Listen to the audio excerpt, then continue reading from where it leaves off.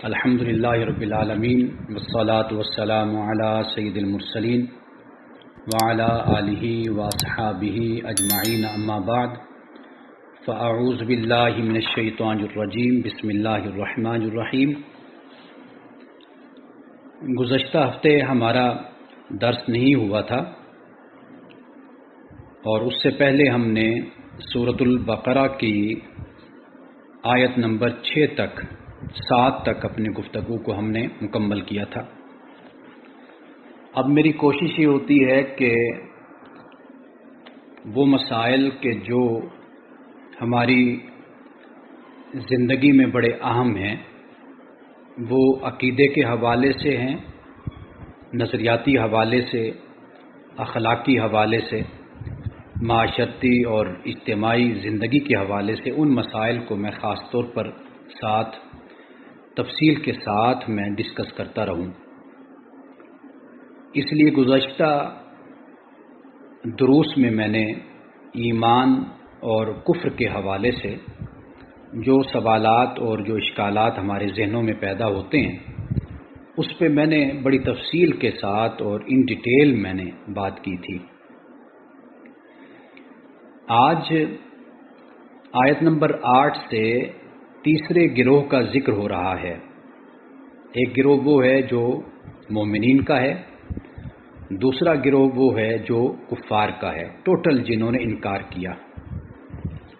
اب یہ تیسرا گروہ ہے کہ اس گروہ کو ایک نقطہ نظر کے مطابق یہ منافقین کا گروہ ہے، اور ایک نقطہ نظر یہ ہے کہ یہ یہود کا گروہ ہے۔ اس کی وجہ یہ ہے کہ یہ سورۃ البقرہ اس میں زیادہ تر یہود ہی کے کردار کو اور ان کا جو طریقہ کار ہے بمقابل حق کے، اس کو زیادہ بیان کیا گیا ہے کہ یہود کا اسلام کے مقابل رسول اللہ صلی اللہ علیہ وسلم اور مسلمانوں کے مقابل کیا ان کا رویہ تھا۔ تو سورۃ البقرہ میں اس پہ روشنی ڈالی گئی ہے، اور سورۃ آل عمران جو اپنے نام سے بھی ظاہر ہے، اس میں پھر نصارہ جو حضرت مسیح علیہ السلام کے جو پیروکار، ان کے عقائد، نظریات اور طرز زندگی، اس کو پھر بیان کیا گیا ہے۔ تو سورۃ البقرہ میں اب اس مقام پر آپ یوں سمجھ لیجئے کہ یہ یہود میں سے ہی ایک گروہ ہے، اور منافقین کی بھی ایک تعداد یہود سے بھی تھی۔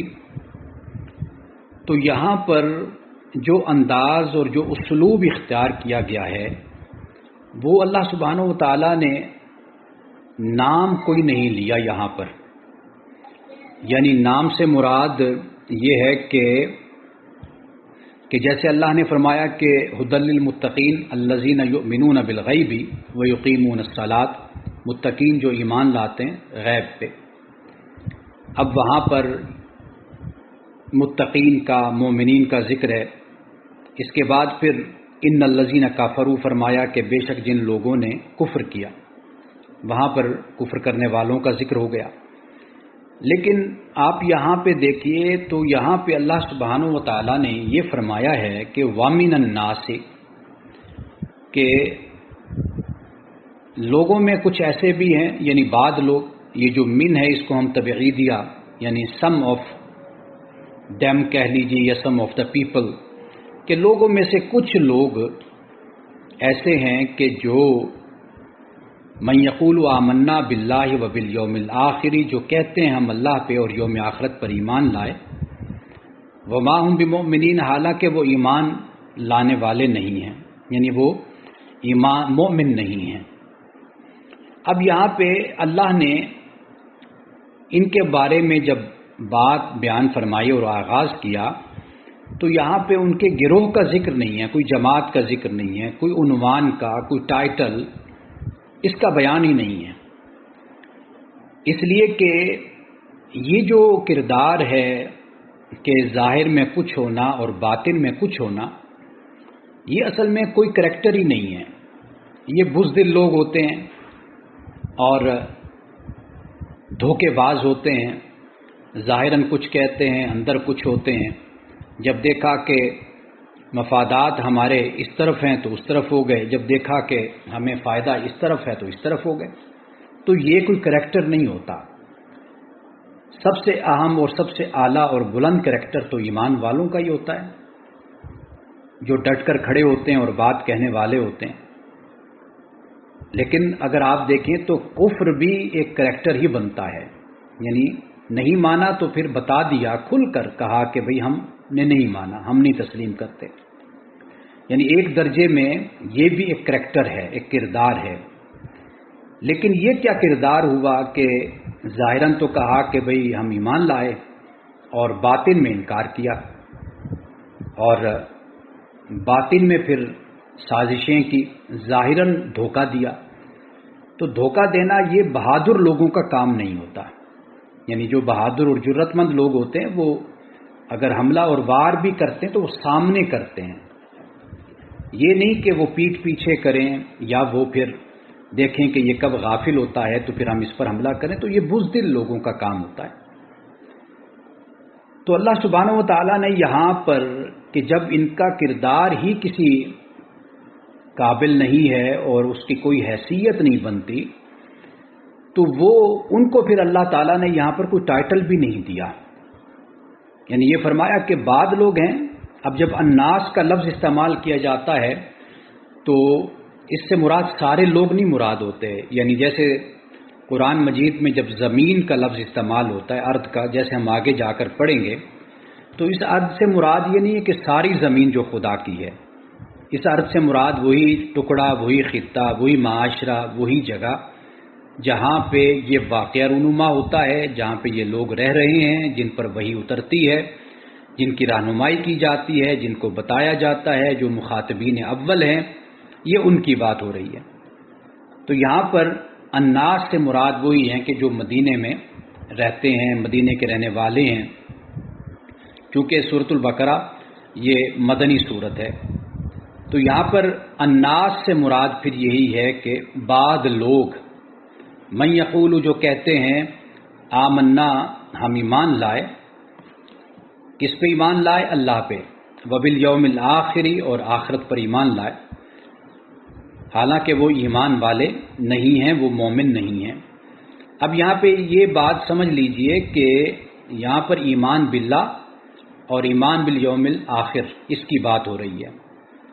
تو کوئی یہ نہ سمجھ لے کہ یہاں جب دو کی بات ہو رہی ہے تو لہٰذا باقی چیزیں وہ منہا ہو گئیں یا ان کا ذکر نہیں کیا گیا، تو اس کا مطلب یہ ہے کہ جو کامل نجات ہے یا ایمان کی جو لسٹ ہے یا فہرست ہے یا مبادیات ہیں، اگر کوئی شخص ان دو کو بھی مان لیتا ہے تو وہ مسلمان ہو جائے گا، تو یہ ایسا نہیں ہے۔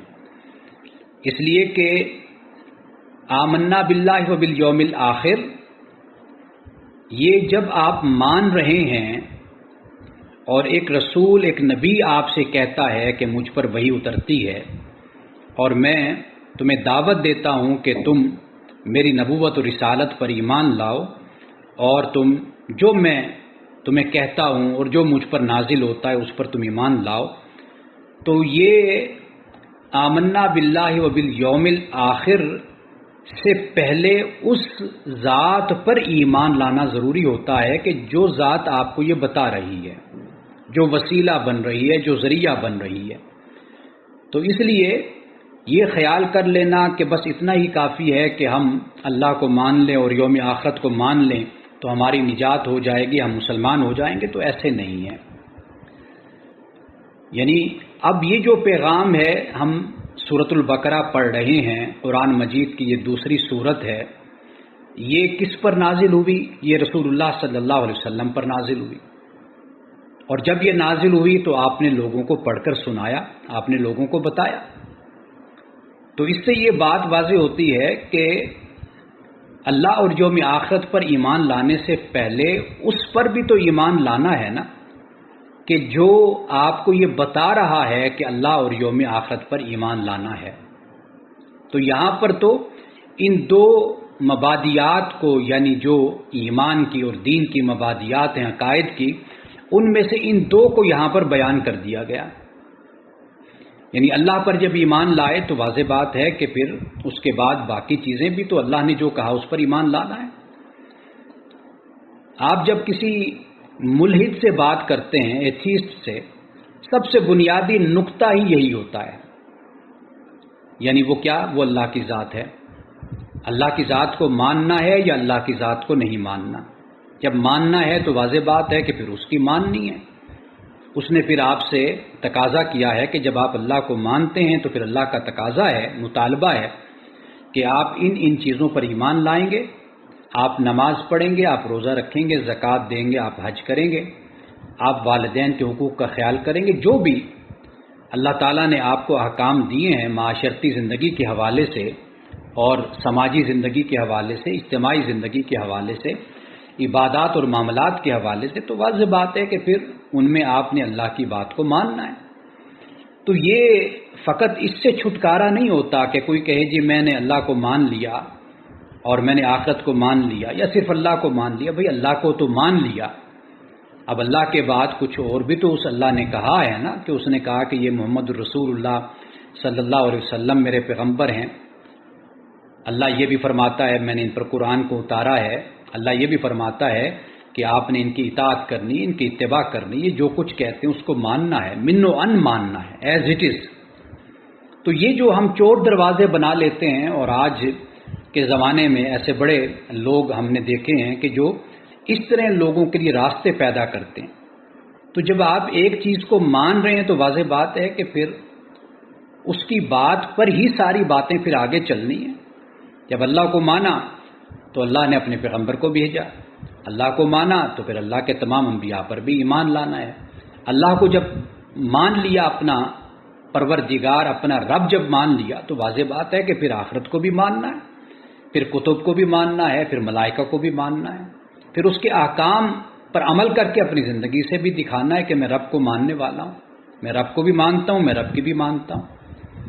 تو اس لیے یہ جو طرز فکر ہے یہ نری گمراہی ہے، ضلالت ہے. اس کا کوئی دین سے تعلق نہیں بنتا کہ آپ ایک چیز پر تو زور دے رہے ہیں اور باقی چیزوں کو آپ اگنور کرتے چلے جائیں اور پھر کہیں کہ جی بس اتنا ہی کافی ہے مان لینا. تو اس لیے اس بات کو واضح کر لیجئے کہ جو ملحد جن کو ہم کہتے ہیں، جو انکار خدا کرتے ہیں، یہ پہلا نقطہ ہوتا ہے جس پر ان سے بات کرنی ہوتی ہے. ہم اس سے آگے بڑھ کر اور دیگر باتیں کرتے رہتے ہیں ان کے ساتھ، اور وہ اعتراضات کرتے رہتے ہیں، سوالات کرتے رہتے ہیں، لیکن بات یہ کہ ان سوالات کی کوئی صورت نہیں بنتی. یعنی ایک لحاظ سے دیکھا جائے تو وہ سوالات اور اعتراضات دوسری حیثیت رکھتے ہیں. اگر کسی ملحد کو نماز پر اعتراض ہے تو وہ تو بعد میں ہوگا نا، روزے پر اعتراض ہے تو وہ بعد میں ہوگا. پہلے تو خدا پر بات کرو نا. تو خدا کی ذات ہے کہ جب اس کو مان لیا تو پھر سب کچھ مان لیا. اگر اس کا انکار ہو گیا تو پھر ہر چیز کا انکار ہو گیا. تو لہٰذا یہ کوئی نہ خیال کرے کہ یہاں اللہ نے کہا کہ وہ کہتے ہیں کہ ہم ایمان لائے اللہ پر اور یوم آخرت پر، اور اللہ پاک فرماتا ہے کہ حالانکہ وہ مومن نہیں ہیں. تو اگر کوئی اس کے اپوزٹ، اگر کوئی کہے جی میں دل سے بھی مانتا ہوں لیکن میں اللہ اور یوم آخرت کو مانتا ہوں، باقی میں کچھ نہیں مانتا، تو یہ بات کافی نہیں ہوگی. اللہ کو مانا، کیوں مانا، کس بنیاد پر مانا، وہ پھر بتاتا ہے کہ میں نے اس بنیاد پر اللہ کو مانا ہے. تو جب اللہ کو مانا تو اس کی آج کے زمانے میں اور قیامت تک اس کی جو بنیاد ہے وہ فقط اور فقط رسول اللہ صلی اللہ علیہ وسلم کی ذات اقدس ہے، قیامت تک کے لیے. اب ایمان بھی اسی کا ہی خدا کے ہاں وقت اور اہمیت رکھتا ہے جو محمد رسول اللہ کی ختم نبوت پر ایمان رکھتا ہے.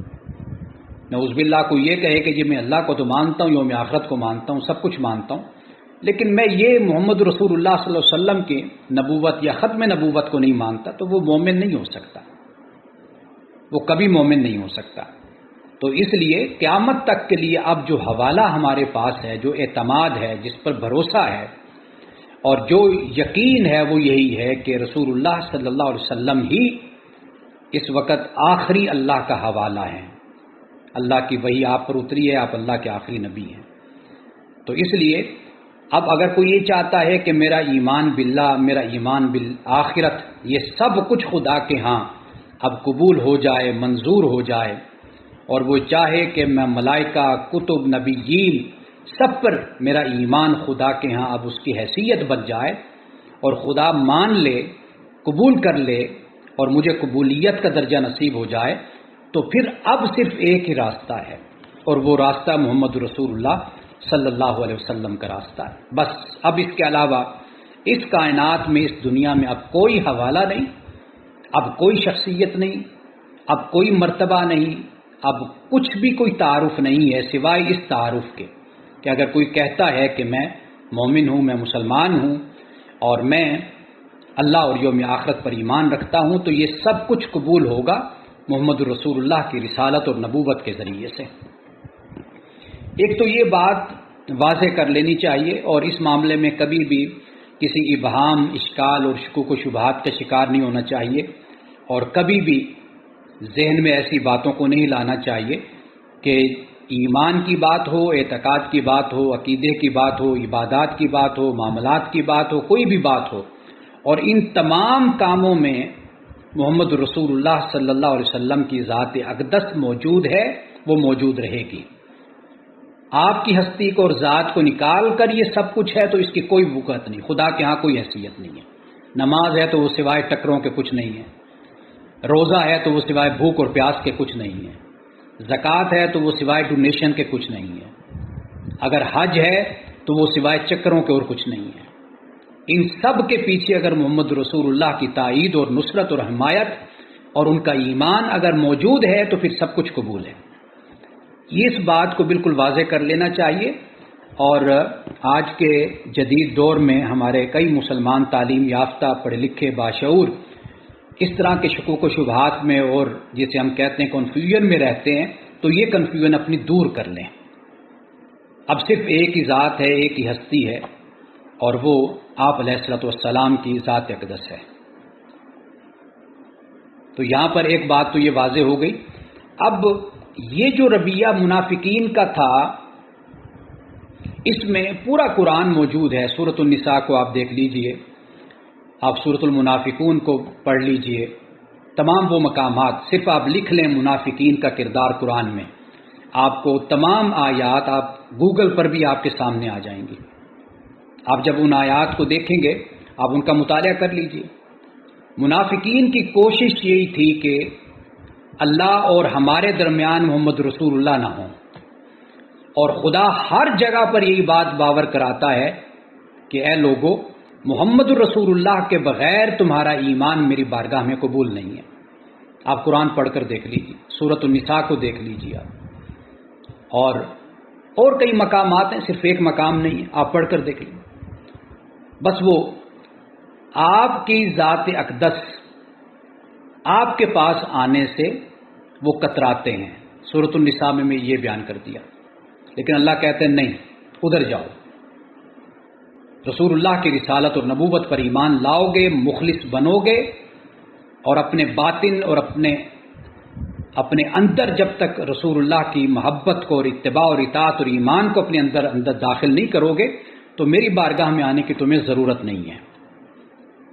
تو یہ منافقین کا یہ کریکٹر تھا کہ اللہ کو بھی ماننا ہے، ہم آخرت کو بھی مانتے ہیں، ہم سب کچھ مان لیتے، بس رسول اللہ کے پاس ہمیں نہ بھیجو۔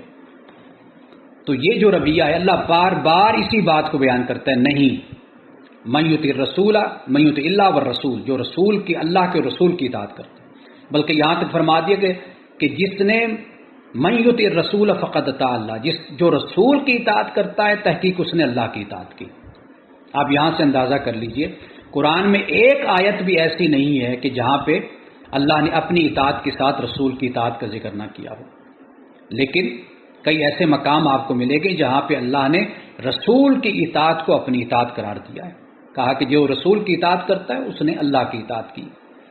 تو اس لیے اس کو بڑے ہی مضبوطی کے ساتھ تھامیے، بڑی مضبوطی کے ساتھ اس عقیدے کو، اس بات کو، رسول اللہ کا دامن کبھی ہاتھ سے نہ چھوٹے، آپ کی ذات اقدس سے کبھی تعلق کمزور نہ ہو پائے۔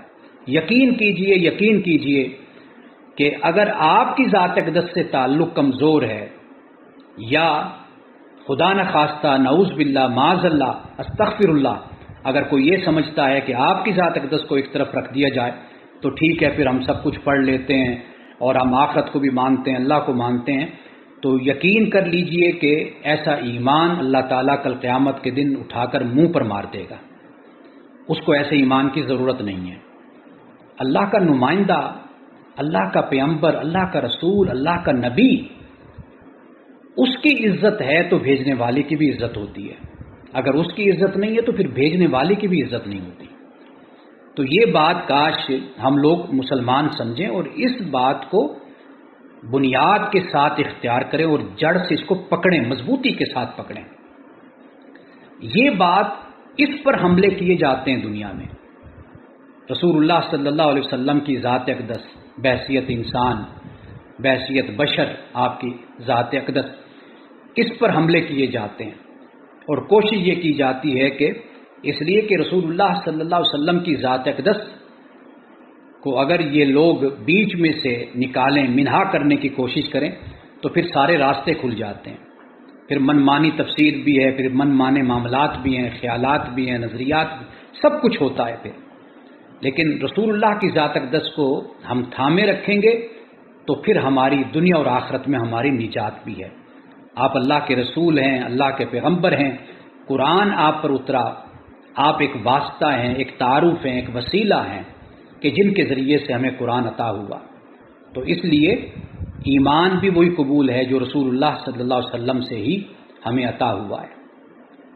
تو یہاں پر منافقین کا جو کریکٹر بیان ہوتا ہے، وہ کہتے ہیں جی ہم اللہ پہ ایمان لاتے ہیں، یوم آخرت پہ ایمان لاتے ہیں. فرمایا وما هم بمؤمنین، کہ یہ مومن نہیں ہیں. یخادعون اللہ والذین آمنوا وما یخدعون الا انفسهم، اللہ کو دھوکہ دیتے ہیں اور ان لوگوں کو دھوکہ دیتے ہیں جو ایمان لائے ہیں، یعنی ایمان والوں کو. فرمایا وما یخدعون الا انفسهم وما یشعرون، یہ نہیں دھوکہ دیتے مگر اپنے آپ کو، اور ان کو اس کا شعور نہیں ہے. اب ایمان والوں کو اللہ کو بھلا کون دھوکہ دے سکتا ہے؟ اللہ تو علیم ہے، خبیر ہے، وہ عزیز ہے، وہ حکیم ہے، وہ ہر حال سے واقف ہے. تو لیکن یہ ایسے بے وقوف سفہا ہیں، قرآن پاک نے آگے ان کو سفہا کہا، سفیہ کہا، یعنی ہلکے کردار کے مالک ہیں، ہلکے ذہن کے، بے وقوف قسم کے لوگ ہیں، احمق قسم کے لوگ ہیں کہ اللہ کو دھوکہ دیتے ہیں اور ایمان والوں کو. حالانکہ ایمان والے جنہیں رسول اللہ صلی اللہ علیہ وسلم آگاہ فرماتے ہیں، اللہ کی وحی اترتی ہے، اللہ بتاتا ہے کہ ان کا یہ کریکٹر ہے، یہ کردار ہے، ایمان والوں کو بھی آگاہی ہو جاتی ہے. تو فرمایا کہ ان لوگوں کو اس کا شعور نہیں ہے کہ یہ در حقیقت اپنے آپ کو دھوکہ دے رہے ہیں. اپنے آپ کو دھوکہ دینا کیا مراد ہوتا ہے، اس کو بھی سمجھ لیجئے. ایمان والوں کو اللہ کو دھوکہ دینا. اب یہاں پر آپ ایک اور نقطے پر توجہ کیجئے. اللہ کو دھوکہ کیا دینا، حالانکہ وہ رسول اللہ صلی اللہ علیہ وسلم کو دھوکہ دے رہے ہیں، یعنی کوشش اس بات کی. تو اللہ تعالیٰ نے یہاں پر یہ باور کرا دیا کہ یہ جو تم سمجھتے ہو کہ تم ایک انسان کو، ایک بشر کو، یعنی محمد صلی اللہ علیہ وسلم کو دھوکہ دے رہے ہو، ایسا نہیں ہے. یہ بلکہ تم ان کو نہیں دھوکہ دے رہے، تم اللہ کو دھوکہ دینے کی کوشش کر رہے ہو، ان کو دھوکہ دینے کی کوشش نہیں کر رہے. تو اللہ نے رسول کو دھوکہ دینا، یعنی یہ نہیں کہا کہ یخادعون الرسول، کہ یہ رسول کو اور جو ایمان والے ان کو دھوکہ دیتے. فرمایا کہ یہ اللہ کو، یعنی یہ نہ سمجھیں کہ رسول کو دھوکہ دے رہے ہیں، بلکہ فرمایا کہ یہ اللہ کو دھوکہ دے رہے ہیں. یہ بات بھی باور کرا دی کہ رسول اللہ کے پیچھے، یعنی رسول اللہ کی ذات اقدس کو اکیلا نہ سمجھو، بلکہ وہ جس کے نمائندہ ہیں وہ رب ان کے ساتھ کھڑا ہوا ہے. تو یہ ایک بات یہاں پر بڑی اہم بات ہے کہ جس کو یہاں پر بیان کیا گیا. اس لیے کہ دھوکہ اللہ کو تو کیسے دیا جا سکتا ہے، یعنی مراد یہ کہ اللہ کوئی زمین پر موجود تو نہیں ہے. اگر وہ منافق دھوکہ دیتے ہیں تو واضح بات ہے کہ وہ رسول اللہ کو اور ایمان والوں کو دھوکہ دینے کی کوشش کر رہے ہیں. تو یہاں پر ایمان والوں کا تو ذکر ہوا کہ اللہ نے کہا کہ ایمان والوں کو دھوکہ دیتے، لیکن رسول کا ذکر نہیں کیا. رسول کے ذکر کی جگہ اللہ نے اپنا ذکر کیا. تو یہ آپ اندازہ کیجئے کہ اگر ایمان والا ہو انسان اور یقین والا ہو تو دل کانپ اٹھتا ہے کہ رسول اللہ کی حیثیت، آپ کا مقام اور مرتبہ کتنا بلند ہے کہ اللہ فرماتا ہے کہ یہ نہ سمجھو کہ آپ ان کے ساتھ ڈیل کر رہے ہو یا ان کے ساتھ معاملہ کر رہے ہو، بلکہ تم اللہ کے ساتھ معاملہ کر رہے ہو۔ کیوں؟ اس لیے کہ یہ اللہ کے نمائندہ ہیں۔ ان الذین یبایعونک انما یبایعون اللہ، کہ بے شک جو لوگ آپ کے ہاتھ پر بیعت کرتے ہیں تو وہ اللہ کے دست قدرت پر وہ بیعت کر رہے ہیں، یعنی ان کا یہ عہد، یہ معاہدہ، یہ بیعت ان کے اللہ سے ہو رہی ہے۔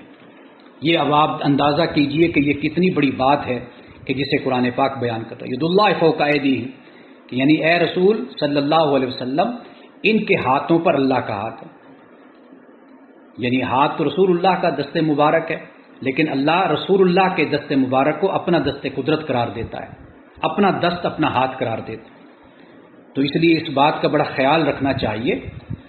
اور یہاں پر اللہ نے ذکر فرمایا کہ وہ اللہ کو دھوکہ دیتے ہیں اور جو ایمان لائے ان کو دھوکہ دیتے ہیں۔ فرمایا کہ یہ لوگ اپنے آپ کو دھوکہ دیتے، اپنے آپ کو دھوکہ دینا، اس سے کیا مراد ہے؟ یہ ایک بڑی اہم بات ہے یہاں پر، اس لیے کہ انسان اگر کوئی دھوکہ دہی کا کام کرتا ہے تو اس کا مقصود کیا ہوتا ہے؟ اس کا مقصود یہی ہوتا ہے کہ اس دھوکے کے ذریعے سے یا اس فراڈ کے ذریعے سے یا اس جھوٹ کے ذریعے سے، دغابازی کے ذریعے سے وہ کوئی فائدہ حاصل کرنا چاہتا ہے۔ وہ دنیاوی فائدہ ہو سکتا ہے، اس کا معاشی فائدہ ہو سکتا ہے، کوئی سیاسی فائدہ ہو سکتا ہے، لیکن جب نتیجے پر نظر رکھی جائے، نتیجہ نکلے یہ کہ انسان وہ خسارے میں رہا، یعنی صورتحال یہ سامنے آ جائے کہ وہ انسان خسارے میں نظر آتا ہے، اور سب سے بڑا خسارہ جو انسان کا ہوتا ہے وہ آخرت کا خسارہ ہے۔ ایک ڈیل ہوتی ہے کہ ایک انسان ریاست کے ساتھ معاملہ کرتا ہے، اب وہ ریاست کو دھوکہ دینے کی بھی کوشش کرتا ہے، آئین کو پامال کرنے کی بھی کوشش کرتا ہے، وہ سب کچھ کرتا ہے۔ وقتی طور پر آپ دیکھیے کہ ممکن ہے اس میں اس کو بڑا فائدہ نظر آ رہا ہو، لیکن جب نتیجے پر غور کیا جاتا ہے تو آپ دیکھیے کہ وہ نتیجہ کتنا بھیانک اور خوفناک نکلتا ہے۔ اسی طرح جب ایک انسان نعوذ باللہ یہ خیال کرتا ہے کہ میں ایمان والوں کو دھوکہ دے رہا ہوں، میں اللہ کو دھوکہ دے رہا ہوں، میں رسول صلی اللہ علیہ وسلم کو دھوکہ دے رہا ہوں، اور وہ اپنی طرف سے بڑا سمجھدار بنتا ہے اور جا کر پھر اپنے گروہ میں، اپنی جماعت میں بڑے تذکرے کرتا ہے بیٹھ کر کہ میں نے جی آج کمال کر دیا، میں رسول اللہ کی محفل میں جا کر بیٹھا اور ایسے بن کر بیٹھا کہ جیسے میں بڑا ہی مومن اور بڑا پاک اور صاف، بڑا زاہد اور عابد اور حاجی قسم کا ہوں، لیکن دیکھو پھر میں ایسی باتیں چن کر لایا ہوں اور وہاں بیٹھ کر میں نے کیسے کیسے بہانے بنائے۔ لیکن آپ مجھے بتائیے کہ اس شخص سے بڑھ کر بھی بے وقوف کوئی ہو سکتا کہ یہ وہ شخص ہے کہ جو اپنے آپ کو دھوکہ دے رہا ہے۔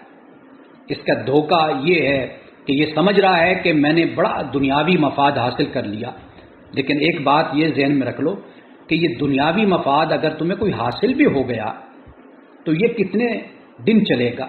آخر موت ہے، فانی دنیا ہے، عارضی دنیا ہے، دنیا سے جانا ہے، خدا کی بارگاہ میں حاضری دینی ہے۔ ایک بات تو یہ ہوگی، پھر یہ بھی تو دیکھو کہ تمہاری ڈیل کس کے ساتھ ہو رہی ہے، تم معاملہ کس کے ساتھ لے کر چل رہے ہو، تم کس کے ساتھ یہ سلوک اور یہ رویہ تم رکھے ہوئے ہو۔ تو یہاں پر اس بات کو واضح کر دیا کہ ان کو شعور ہی نہیں ہے کہ آخر شکست ان کے حصے میں آنی ہے، آخر بربادی، ہلاکت ان کے حصے میں آنی ہے، آخر یہ برباد ہو کر رہیں گے۔ ان کو اندازہ ہی نہیں ہے کہ کس طاقتور اور کس بادشاہ کے ساتھ، کس ملک کے ساتھ اور کس قوت والی ذات کے ساتھ یہ معاہدہ کر رہے ہیں، یہ معاملہ کر رہے ہیں۔ یہ محمد رسول اللہ کے جسد کو، جسم کو اور جثے کو اور وجود کو دیکھ رہے ہیں، انہیں معلوم ہی نہیں ہے کہ ان پر طاقت کس کی ہے، اس پر کس کی طاقت کا سایہ اور قوت کا سایہ ہے، ان کو اس کا اندازہ ہی نہیں ہے۔ اب آگے فرمایا کہ اس کی وجہ کیا ہے؟ فی قلوبہم مرض، ان کے دلوں میں مرض ہے۔ اب اس سے مرض کیا ہے؟ وہ مرض پھر آگے قرآن پاک نے بڑی وضاحت کے ساتھ اس کو بیان کر دیا کہ جب بھی مرض کا لفظ استعمال ہوتا ہے اس سے مراد جیلسی ہوتی ہے، بغض ہوتا ہے، کینہ ہوتا ہے۔ اب ان کے دلوں میں مرض ہے، فزادہم اللہ مرضا، اللہ سبحانہ و تعالیٰ ان کی مرض کو بڑھا دیتا ہے، یا اللہ نے بڑھا دیا۔ وَلَهُمْ عَذَابٌ علیم، اور ان کے لیے دردناک عذاب ہے، بِمَا كَانُوا يَكْذِبُونَ، اس وجہ سے کہ یہ جھوٹ بولا کرتے ہیں، جھوٹ بولا کرتے تھے یا جھوٹ بولا کرتے ہیں یا بولتے رہے ہیں، اب یہاں پہ جو اللہ ان کی مرض میں اضافہ کر دیتا ہے، یہ وہی اس کا جواب ہے جو میں پچھلے سے پچھلے درس میں بڑی تفصیل کے ساتھ بیان کر چکا ہوں۔ یعنی وہ جو کفار کے دلوں پر اللہ نے جو مہر لگا دی تھی اور آنکھوں پر پردہ تھا، یہ اس کا وہی ہے۔ یعنی انسان جیسے جیسے اپنی اس روگ میں، اس مرض میں اور اپنے کینے اور حسد میں جس طرح بڑھتا چلا جاتا ہے، اسی طرح اس کی مرض میں اضافہ ہوتا چلا جاتا ہے۔ اگر ایک انسان اپنے علاج کی طرف نہیں آتا تو واضح بات ہے کہ اس کی بیماری بڑھے گی۔ جس کی بڑی موٹی سی مثال ہے کہ ایک شخص کو اگر شوگر ہے یا بلڈ پریشر ہے، اس کو پتا ہے کہ یہ چیز میرے لیے نقصان دہ ہے، لیکن وہ اس کو کھاتا چلا جاتا ہے، تو آپ مجھے بتائیے کہ وہ بیماری اس کی بڑھتی چلی جائے گی؟ ایسا تو نہیں ہوگا کہ بیماری اس کی ٹھیک ہوتی جائے۔